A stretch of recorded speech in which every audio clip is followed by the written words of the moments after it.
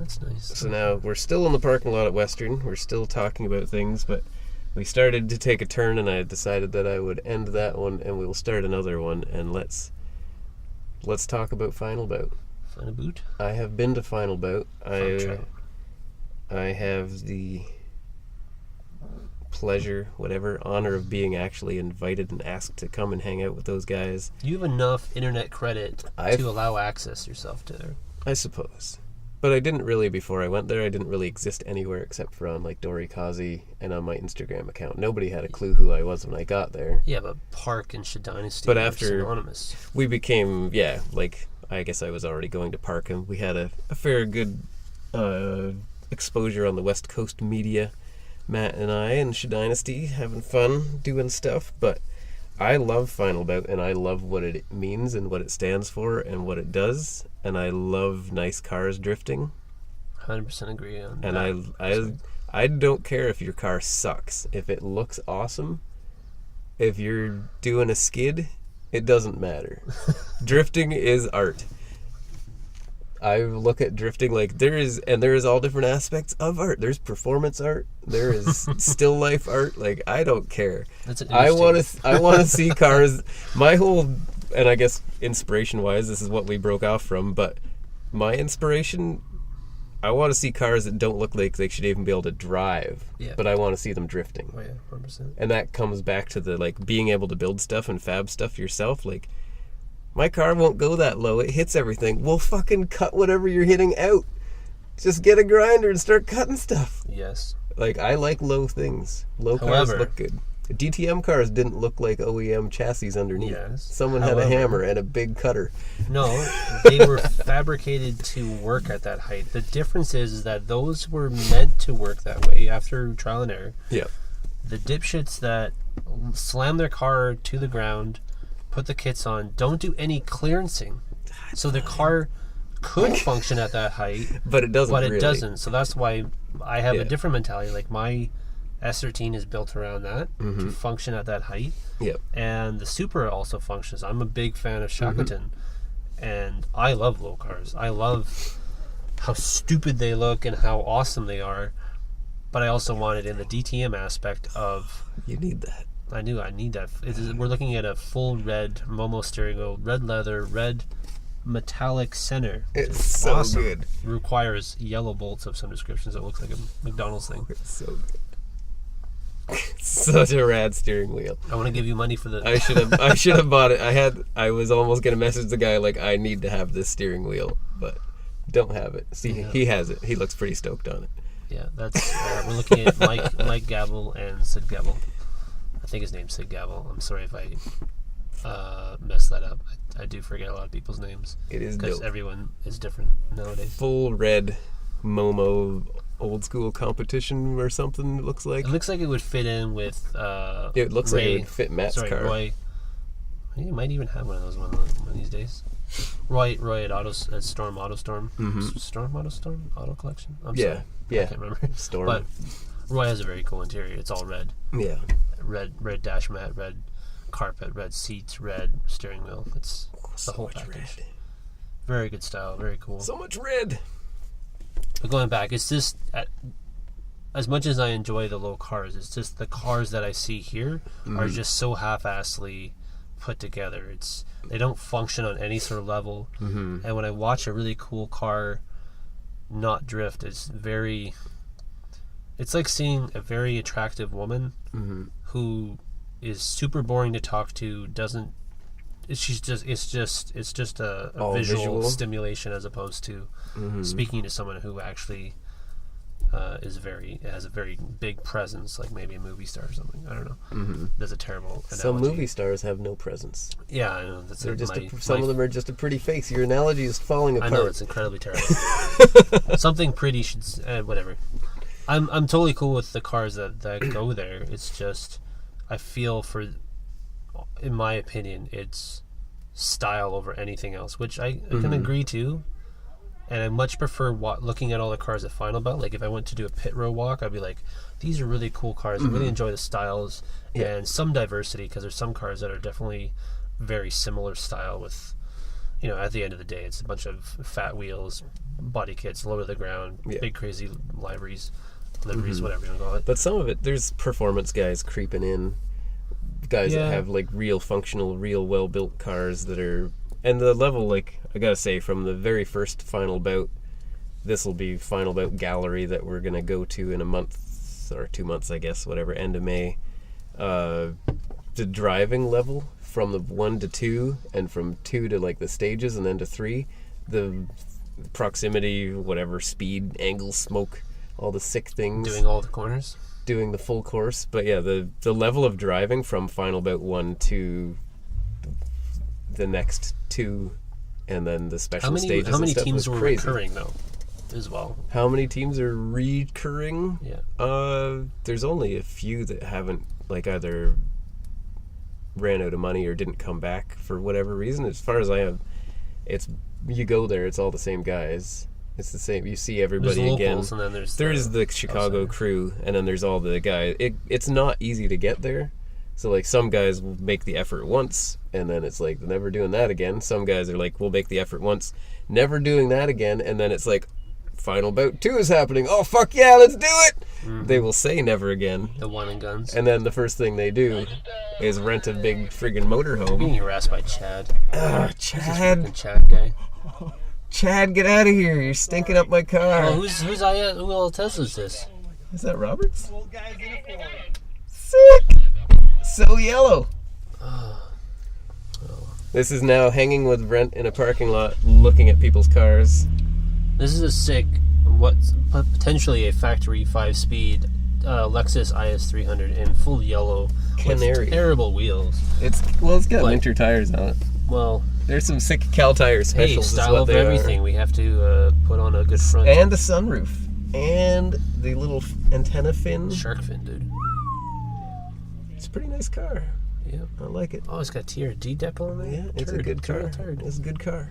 I like it. Yeah. But the driving level, it's lunchtime, lunch break. Good. Driving level is through the roof compared to the first. I don't know, man. I watched the last videos only give you so much. Yeah. Well, the no. This the is competition the full part practice. sucks. Yeah. The competition part is basically, okay, let's get this out of the way. We don't get much practice. You show up if it was raining or cold, like that track is crazy if the weather changes. In the cold or the rain, that thing is ice. It is so hard. It is. This weird. was a cloudy, overcast day, dry. I watched the entire thing. I was like, I'm gonna give it a shot. I'm gonna watch this I'm gonna hour watch and a this half whole of drone thing. footage. And I was like, I couldn't watch it. I was just sitting there cringing. Yeah. Just like, what the fuck? Rewatching that, and it is boring. It's incredibly boring. And also, I'm a judge of the past 10 years here at everything. And I'm like, all I watch is drifting. We'll have to watch it together one day and critique it. Critique? It'll be me yelling. We at will the screen. critique You the suck. competition runs because they are terrible. But once that stuff is over and people are just having fun, but you can't see that though because all the snippet videos are all of like the best shots. It's not a continuous thing. It's like one corner, bam. All videos are the best parts. Well, it's ADD, man. I hate it. You go to any drift day. It's hype. It's hype. It is That's hype. what it is. It's all it is. It's hype. And it's not, to me, it's not quality. And also, I'm not there. No. But watching the single things and watching that full competition stuff, I was like, this is the worst driving I've ever seen in my life. Because competitions suck. And then, I agree with that. But I have something to say about that. Competitions do suck. But then say you take a whole bunch of guys who have never been interested or necessarily competed in a drift event or drift competition. You take them as a team where they're always having fun, going bleep, bleep, hot lapping, driving USA or driving Park, driving Grange, wherever their home track is that they drive together. You put them on this track. Some of the guys have home track advantage, whatever. But all of a sudden you take these guys who have not been competition seasoned and you tell them this is your comp run. You get 2 runs, make it count. And nerves kick in. So I gotta say it's not just a fun run anymore. Now all of a sudden you're like, oh geez. Well, it changes everything. It's a personal thing. Because you take the fun run parts of it, and there is some amazing stuff happening. You take the comp runs, it's terrible. Like Dynasty, we drive together all the time. We drive rain or shine. We pride ourselves in being able to drive in the rain or in the Pacific Northwest. like we drive no matter what. can't see out of my car half the time when we're at park if it's raining. Add a freaking heater or something. But I don't need a heater and I don't want a fan. Just get a fan that like shoots into we a gully. We could barely complete a lap because it was so slippery. You watch our competition lap from Final Bout 3. Yep. It's terrible. Yep. I think that's the one. I'm going to say a name here, and he's probably going to be mad at me because he was mad at me after the event because I had said it too much. But like, it was so hard to drive. Matt like just understeered off the course. Justin shot off at the back. I think Cody and I are the only ones who like completed the lap, and we were like 4 cars apart. Like, it looked like we were doing separate runs completely. It was not easy to drive. Well, in that same vein, that's excuses. That's why we want to push team tandem here, because I'm super bored of watching single competitions. Single runs suck. Just tandem, just 2 people driving against each other. Yeah. I want to watch teams work together because that's much more flowing. And the multi-car dynamic is so fun. To be in the middle or at the end of a train, being at the front of the lead car is just stressful because you just have to run a perfect lap and leave room and blah blah blah. But like, I honestly like leading. Being at the back, that's what I enjoy. Being at the back or in the middle of a good lineup and a good train, and you're just like checking your mirror, looking over your shoulder, looking in front of you. You're just seeing this like amazing art in motion. I look in my mirrors constantly. That's what mirrors are there for. I'm focusing on the person in front of me. I need to know how close the chase car is, if I can transition right now or not, because I don't want to take someone's front end off. Well, that's the person behind you. That's their job, is to watch what's going on with to a point. Yeah. But if you're real stacked up and you're too tight and the guy in front of you is slowing down and you're like, I need to get out of here. Well, to be fair, if you don't know what's going on behind you, because I'll just peace out a lot of the time. Like if it's getting too hairy, I will just peace out into the grass and get out of there and leave room for whoever's behind me. Like instead of hitting someone in front of me and getting sandwiched, if it's stacking up and someone is screwed up somewhere and it's getting too tight, I'll just peace out. I understand that, but also to be fair as well. I don't go door to door with a lot of people. I'm usually leading because I feel most comfortable leading, because the way I drive, and especially in the Supra is very underpowered. It's the worst. It's the slowness of a Corolla. Yeah, and the heaviness. So it has less horsepower than a S13, and it weighs more than S13. Yeah. So it's double disadvantage. And it has 45 degrees of camber in the back.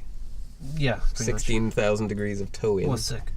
No, the toe's all sick. Is it 0? Toe's all 0. Has he fixed it up? I didn't fix it up. Well, that's the way it was. I got it aligned in it. But anyway. But you've also raised the subframe, so it's a lot better. But yeah, it's still not an easy car. It's a car that you pick a line and that's it. And you don't adjust it much. So that car, I have to drive a certain way. I've driven mid-pack, I've driven second car, where you rely on the person in front of you and how their flow is to adjust you. If you have power, you can adjust to that because you can just use power to push through and get close or whatever. I'm not a very close driver. I'll drive close with some people, and I'm typically like a car 2 lengths away. I'm not a tandem person because I enjoy my car not being smashed up. My S13, I used to get really, as a lead car, I would drag wall, I would dirt drop, I would do a lot of chaotic things. I didn't get close to people. Like watching the business casual guys bounce. To me, they're some of the best tandems because they get really close but not smashing. Yeah. Husky is a whole other situation where they're very close together and they bounce into doors and they just sort of push each other around. Yeah. Which is another cool aspect. I enjoy watching it. I don't enjoy the aspect of having to replace doors or fenders and hoods. It's starting to get old. Yeah, and it's really cool in the beginning, but then you start messing with suspension. You're like, oh, I have to like replace my entire corner. Yeah, this sucks. So I enjoy, like, one of my favorite gifs or whatever is the 3. I think there are 3 S14s or an S15 or something. They're all red cars. They're at Scuba, and it's the most perfect ballerina. Switchback, and everyone knows exactly where they are. It's perfect. They did it a few times. It was like the most beautiful thing to watch, and that's what I want to. Synchronized transitions. It's never going to happen here, but I want to have teams work together and work in flow and not be crumpled beer cans, because as much as I enjoy really nice cars, I hate looking at crumpled beer cans, even though they're getting super tight and close and stuff. And as a driver, it's cool when you're getting really close to your buddies, but eventually you stop. You wait. You go through all the fenders, and eventually there's going to be no more S13 fenders, hoods. I mean, quarter panels are the worst because that sucks on that aspect. And I give mad props to people who continuously replace panels, repaint them to a good degree, and have learned those skills so their car, A, is presentable, and B, doesn't look like this complete crumpled can. I don't even know what the fuck we're talking about, to be honest with you. I think we were talking about Final Bout. Are you gonna come and ride shotgun? Do you know how hard it is to drive for 20 hours a day for 3 days straight? I can't even do 2 hours straight. It is fucking horrible. Yeah. It is like absolute torture. It is unbelievable. Like the first time, I've told many people this, like the first time we're cruising through, I don't even know if we were in Montana yet. Like I don't know if we even made it out of Washington State. And Matt and I looked at each other and were like, can't do this. I can't do this. Let's turn around. This is too much. I can't drive anymore. Like, this is way too much. And then it goes on forever. Like, it doesn't matter. Like, road tripping, like drift road trips for me, I've always tried to average 100 kilometers in an hour. That's not going 100 kilometers per hour. That is trying to get 100 kilometers in 1 hour. Yeah. And you stretch that out over a day. So say you want to go 1,000 kilometers in a 10-hour day. You're going to stop 4 or 5 times within that time span. Need food, pee. Yeah, you need energy. To eat. You need to pee. You need to get out and walk around for a minute. Yeah. So in order to make it that 1,000 kilometers in a 10-hour day, it isn't possible. It's more like a 12-hour driving day minimum to get 1,000 kilometers. Yeah. And that's minimum. And that's if you're going 110, 120 kilometers per hour, which is 65, 70 range, which isn't really that ideal in a tow vehicle. You're starting to waste fuel at a certain point, but it is so hard to hit 1,000 kilometers in a 10-hour driving day. It's almost impossible, but it's what I try to average. But the trip is fucking torture. It is so bad. Like, it takes us 2.5. It takes 3 solid days usually. Oh my fuck. I think it took, basically, if we leave Portland, you're lucky to get to the east side of Portland, Montana. for example, is 5 hours from the border. From Canada. From Canada. Yeah. That's if you're on the mainland already, which you also have to add the... Yeah. It takes it's like an 8-hour driving day to get from my house to Portland. Yeah. And then I'm pretty sure... what is it? You make it from Portland, if you can make it to what is it? Montana. It's a place that Mark Panflow and I stopped.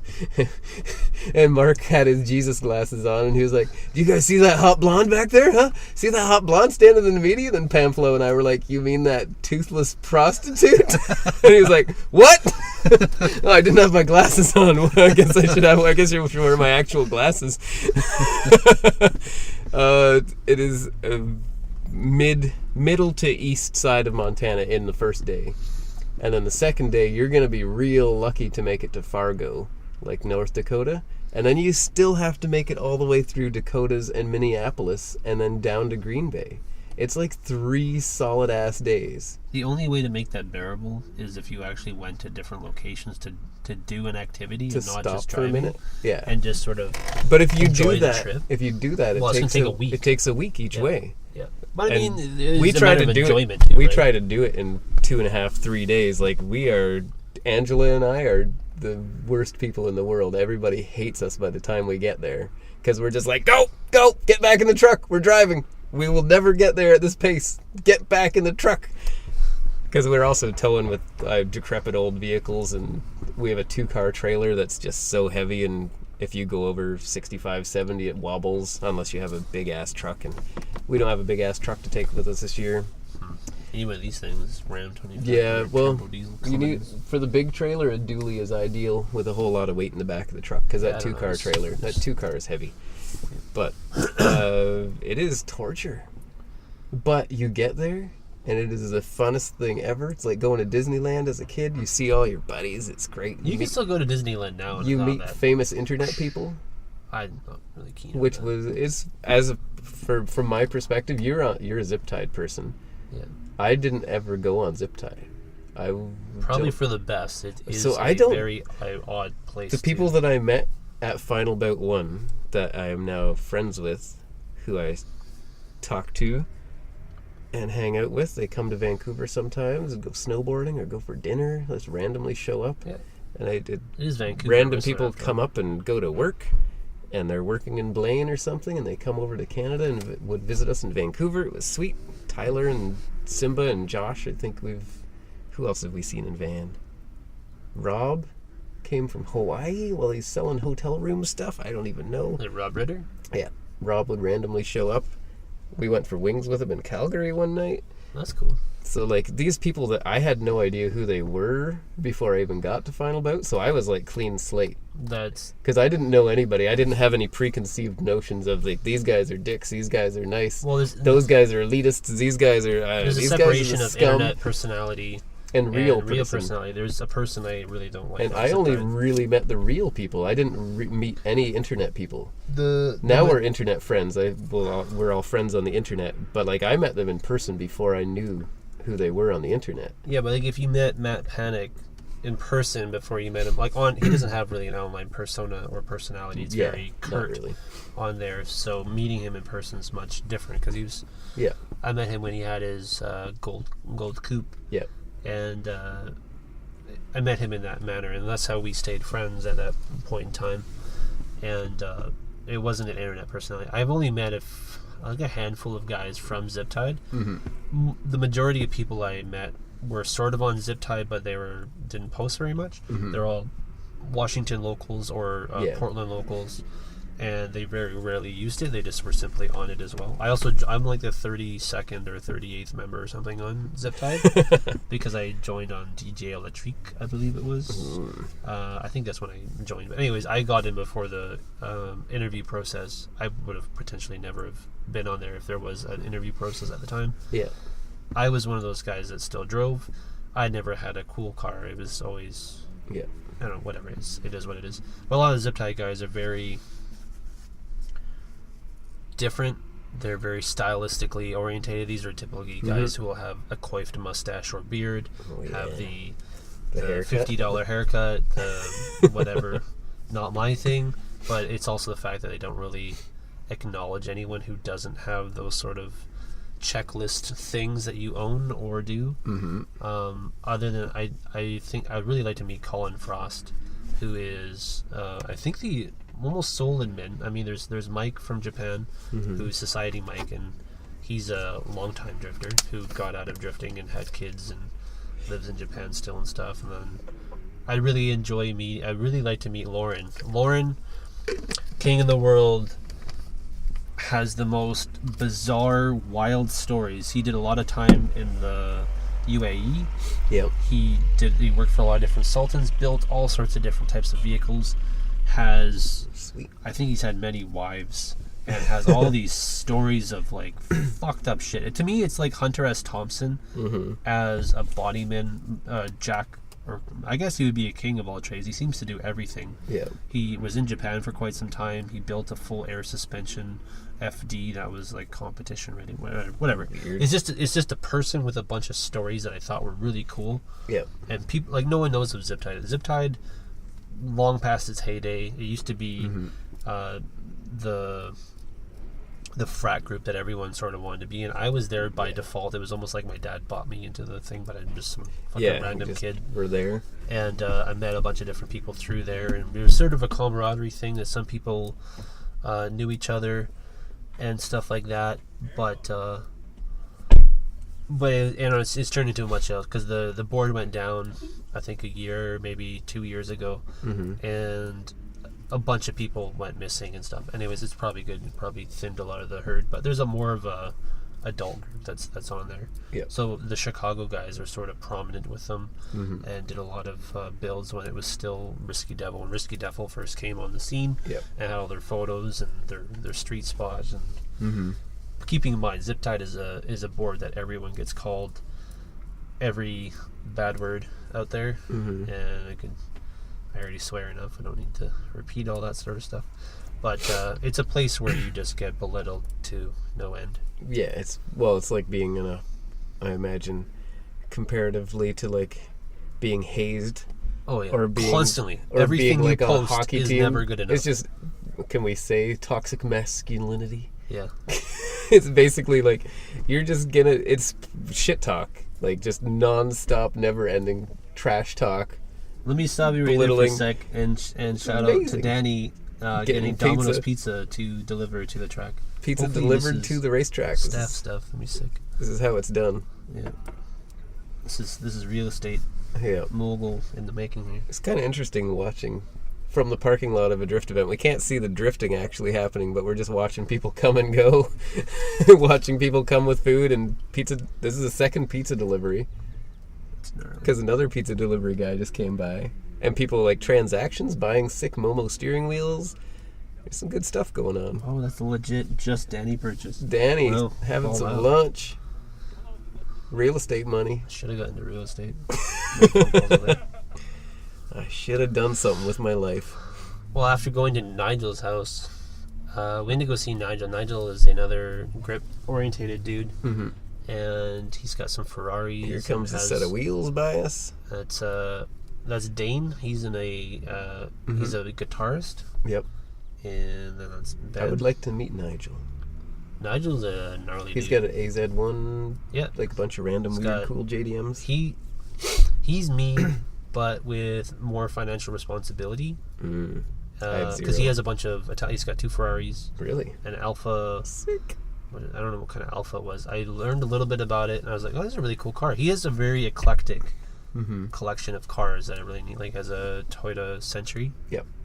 Which is a V12 limo. Was a limo, but small. Normal. Yeah, and it has very cool car. 2 separate 1J ECUs powering the V12. Yeah. Because it's actually 2 straight 6s. Sick. Yeah. Super cool. Weird car. There's that, and then he has a Mark IV Supra turbo. So Danny drove his car over to the gates to pick up his pizza delivery because the pit's at the opposite end of the track. That's awesome. That's smart. I think because they're shut down for an hour or so. Yeah, or it's pretty awesome. It's a long way to walk. He has a mini wagon, which is super rare. Shooting brake, I believe, is the correct term if you're from the UK. Very interesting. Has a Honda motor. Clubman front or a regular front? I couldn't tell you. Round front or square? All of his cars I don't really know much about other than the Supra. It has the B16 swap motor in it, and it runs and drives and does things. And he has a Toyota Tacoma that's getting a 1UZ swapped into it, which is Traverso motor. Yep. That's cool. And he's got his AZ1, which has that, and he also has a Super 7, which is getting a rotary put into it. Yeah, I feel if I didn't spend so much money blowing stuff up and burning tires and breaking stuff constantly, that I may have built a ridiculous collection or have the funds to have a really, really cool car. We had this. He and I had this conversation because it's like I knew from a young age I would never own these sorts of cars. Yeah. That he has, and I was like, I just have a bunch of crappy old cars that I work on, and I do a lot of racing. And he made the comment of being like, well, there's a difference here because he has he had a Mark II Supra as well, and it was like factory showroom condition. There was no rust on it. Yeah. It was it was a classic car in every aspect. It was 100% stock. It looked really great. It was nice to be around. But he told me that he builds cars that they end up being too nice, and he doesn't want to race them or trash on them. He races a Super 7 because it's used it was a lower grade condition, and he doesn't typically go for that and whatever. And then I was like, I really respect people that can really have these nice cars. I couldn't personally own nice things because I end up fucking them up some way or another. And also, I'm fully realistic in the fact that people, when you drive a nicer car out somewhere, is going to ding it or damage it in some description. You have no control over that. Like I made a comment about, I was driving my Civic and I'd gone to go pick up cat food, and I had the trolley was right there, and it just sort of like started to creep closer, and it picked up a lot of momentum, and it dented my car. I was like, damn. Did your hands not work? What are you doing? No, I had my foot there, and something happened, and then it went to my car. I was like, oh, so that's how these stupid little dents happen. I was like, man, I'm one of those idiots. No, man. I'm an idiot. And I mean, the car is full of dents. The roof has like 5 or 6 dents on it because birds drop stuff on. But it's the fact that this is the first time I've made a dent in the car. Yeah. Mind you, I have. This is your first dent. But ironically enough, it's not the first damage. I was doing chase runs in the Civic, doing footage stuff, and I crashed into Matt Jefford when he spun. I watched him spin, and I was like, oh yeah, I had damage of white inside. I went to go stop, and then it didn't stop, and then my wheels locked up, and I crashed into him. Yeah. The car has like no damage. I broke my grill, and it doesn't even look like it's broken. And then I was driving it in the wintertime, and it was ice out, and I hit black ice, and I slowly slid into a mailbox pole and broke the pole, and then I just drove back to work, and that was the end of that situation. And so it's not the first damage, but that was like the first time I ever damaged. I was like, man, that's really fucking sucks. It's a really stupid thing that happened. Yep. So anyways, the differences of that is, but he made a comment like, well, you kind of like the fact that I used all my cars. I use every single one of them to it's but like I'm not going to drift my truck or anything. But everything gets used and has its own sort of aura about it, as opposed to, cause I know nothing about Ferraris, and he was teaching me about Ferraris, and I was like, man, I didn't. As I was I'm like, I don't know anything about these cars. I don't know anything about Italian cars because to me, Italian cars are incredibly. They're too far. Well, they just require way too much maintenance and work, and I was like, you know what, that's way too much. I'm just gonna drive basic ass Japanese cars and make them work for the majority of their time. It's amazing how much abuse our stupid cars will put up with. Yeah, well, everyone should own a Civic, so. Yeah, I've never owned a Civic. I've owned one by proxy, but I've never owned one. I've driven one around a little bit. I don't really care. You want a daily driver car? I want an Echo. That gets you to A to B. I want an Echo or a Yaris. Those are both very good cars, too. Just a thing to drive around. I want to get Amy a Fit. I'm not worried about the Fit. Tall. Yeah, McClure had a Fit, and it was sick. We drove around Green Bay a little bit, and it is a really cool car. I like the way Fits look, too, like the tall, narrow little space wagon thing. They have a very good I like the design. first and second gen. I'm not really too fond of some of the newer stuff. Yeah, well, the first, that's what I'm talking about. Ones that I can afford. First gen, second gen. But the thing is, the 3 cars you just mentioned all cost the same amount of money here. Yeah. They're all around $5,000. The Yaris, some old Yaris, is still $5,000. Yeah. This is the Island. The Island has very low K, usually never maintained, and usually there's tons of dents all over it. Because they've just gone to Costco. And from Costco. Well, it's old people. They drive 15K a year. Run into everything they can. Never maintain it. It has super low K, though. It's never had an oil change in its life, ma'am. You need to do this. Yeah. Oh, I don't know what that is.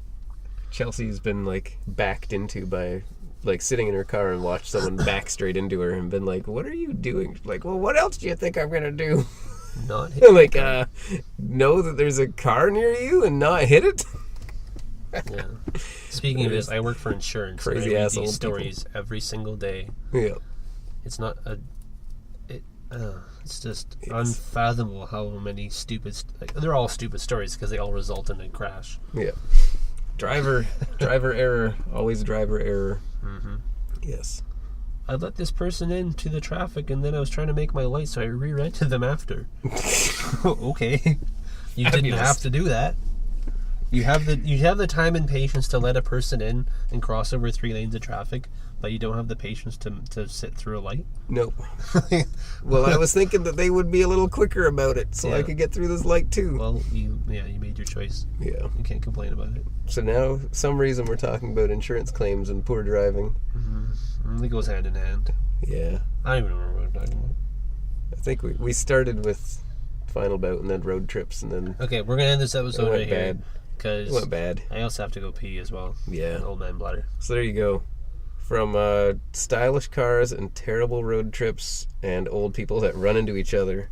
Oh, on that note, the only time I've ever went on a long road trip is when we went to All-Star Bash 2 back in... And that's a long way from here. That was full 22 to... From Canada, yeah. 22, 24 hours. We met up in Olympia, Washington, which is where the majority of the guys were. Yeah. And then we didn't take the I-5 down. We went through, I guess it's the 405 or some other paralleling highway. And we went to Bend, Oregon to pick up one individual. And that was a friend of, what's his name? I can't remember. Some guy. Roland from. He's been on a variety of teams, but was a good friend of mine back in the day. I also haven't seen many of my American friends in nearly a decade because I moved to the island and I no longer travel to and from the border. You no longer partake in reality? Well, no. I also used to dislike a lot of the people that I hung out with on the mainland. So I would always go to the States and hang out with them. That's how Matt Panic and I know each other, and Angela, and all the Washington and Port Latonian people, and met all those different people. So there's Amy. She has my food. Oh, and yeah. She goes, it's McDonald's. I had McDonald's 4 times this week. I'm going to be this Mickey D's. terribly fat, obese, skinny person. Yes, you're going to become so curvy. Anyways, this is when Gleb was still relevant, and Gleb used to be a guy who would buy and sell stuff, and not to stereotype, but he was a Russian guy, and he was very Russian about everything that he did. And he glebbed it. He glebbed it, and that became a meme. It became a meme, memes. And look at that. Thank you. And look at this delivery service. So we did a full 24-hour run. We actually went up this mountain that started to snow. We went in October. Yep. Yeah. And this is where I met a lot of the zip tie guys I first met. Society Mike and Ryan Turk. It was super nice at the time. And Forsberg. And I met Forrest Wang. And he brought, when he was still driving a Ford pickup truck. Yep. Thank you. And I've been a Forrest fanboy since I first saw him drive, because he always had JZ's or high horsepower turbo motors, drives very aggressively, and all his cars were the same color. So everything that he built was the same sort of the same green or black. Sparkles. Yeah. And so I always thought that was really cool. I really enjoyed his aggressive driving, because he's one of the first American drivers that was really wild. Yeah. And so I really enjoyed that. That is a cool cafe. It takes a long time to get from Canada to California. Yeah, this is in and especially if you go to Palmdale. SoCal. Went to Palmdale, and this is my first time traveling outside of the Pacific Northwest. Yeah. And it was really cool. I would highly recommend anyone go to Horse Thief Mile, because it is a phenomenal place. And now they have I think 2 other tracks there besides streets. Balcony. You got streets and you got Horse Thief. Yeah, I would just go straight for the Willow Horse Thief. Springs complex, right? Yeah, and you look, because Horse Thief is on the top. Yeah. And you look down and you have 8 other tracks, and everyone there's motorcycles over here, there's gripping over here, there's all sorts of different sort of racing going on, and you're just in this. It's a car person's Disneyland, really. It's just all this stuff everywhere. Yep. So that's really neat, and I would highly recommend that. I drank way too much there, and spent the majority of the Sunday event sleeping sort of in a van. It was I think I got heat stroke and all this too. And I wouldn't do everything exactly the same for that particular trip, but it was definitely a huge thing because I met Brian Hart, who was a super awesome dude. And at the same time, this is when Pink Godzilla was huge, where they're painted cars. Lindsay had his FC, recently painted it red. He swapped it from a SR to a rotary. Tony Angelo used to own that car. So there's a whole group of guys, and this is when DA was before DA. Yeah. I think they had been DA for a while. They all, there was a group of them that rented a house in California, because the majority of them were in California, and they all sort of lived together and built cars and did that. And I think Tony and Lindsay lived together, and I think Dusan was there. And anyways, these are a bunch of old drifting type of people, and they're really cool cars, and they really enjoyed their. I wouldn't say it's like the island term that, but it was very camaraderie based, and this was All-Star Bash 2. This is the first All-Star anything, because everything's based around California. And it was really cool to just watch all these people there. The day that I was coherent and not passed out in the back of a van, it was awesome to watch it. This is the first time I was exposed to handbrake entries when you go down, when you go past the water tower and go down. It's such a cool sweep the way it goes, and it was carrying at tons of speed and handbraking, and it was awesome. It was that was the first time I actually experienced real drifting, because at that time it was just Boundary Bay, which is a giant skid pad. Big square. And Evergreen, I think at that time, wasn't even doing events, from what I can remember. It's very hard to remember all these different dates and stuff. Yeah. But if it was just simply Super the basic stuff. It wasn't doing fifth gear, huge oval stuff. Mm-hmm. Might have even been before FD. I can't remember. But anyways, that was a really cool trip. I hated it so much. We were towing it with a V6 Pathfinder, which was a SD21, and we were trailering Gleb's car down on a dolly, and it was Californian drivers drive very fast, and it was quite the experience. And I really hated it. And it was actually the first time I ever used cruise control, and I was super happy that was even a thing that ever Cruise control existed. is amazing. Yeah, working, functioning cruise control in a Pathfinder with, I believe it was 300,000 or 400,000 miles on it. Yeah. So we went up. To get to Bend, you have to go over a bunch of mountain passes. There's some big You go there, then you go on your way down, and it was struggling the majority of the way. I think we did like 60 miles an hour, so about 100 to 110 kilometers an hour for the entire way. Yeah, the whole way and back to and from Portland to Shawano. The first time we went, Angela had her brother's 3/4 ton gasser truck and the double trailer with the Cressida on it, which is not a light car. So 3,200 pounds. Matt's car and the Cressida. And that thing, if it went above like 63.5 miles per hour, just went crazy wobbling. So we literally had to go 60 the whole way there and back.